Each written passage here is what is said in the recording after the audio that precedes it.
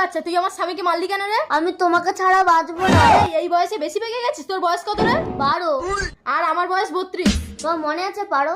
পারো? তুই এই নাম জানলি কি করে? এই নাম ধরে তো আমাকে একজনই ডাকতো, প্রান্তিক। আমার মা আসছে।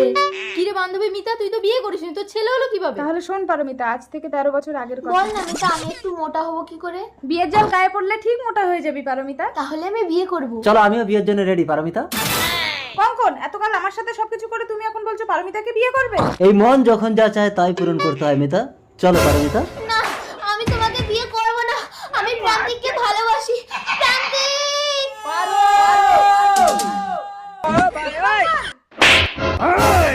মিতাকে ছেড়ে দাও, ও মরে যাবে। ঠিক আছে, আমি তোমাকে বিয়ে করব।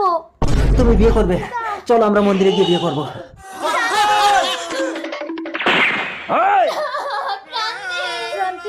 প্রান্তিক, আমি তোমার আছি, তোমারই থাকবো। আমার শরীরটাকে নিলেও মনটাকে কোনোদিন পাবে না। পারো, আমি তোমার জন্য আবার জন্ম নেব। ঠিক আছে প্রান্তিক, তোকে আমি আমার গর্ভে জন্ম দেব। প্রান্তিক! তার মানে তুমি আমার প্রান্তিক? বড় হয়ে আমি তোমাকে বিয়ে করবো, পারো? এ জন্মেও আমি তোকে বাঁচতে দেবো না রে প্রান্তিক।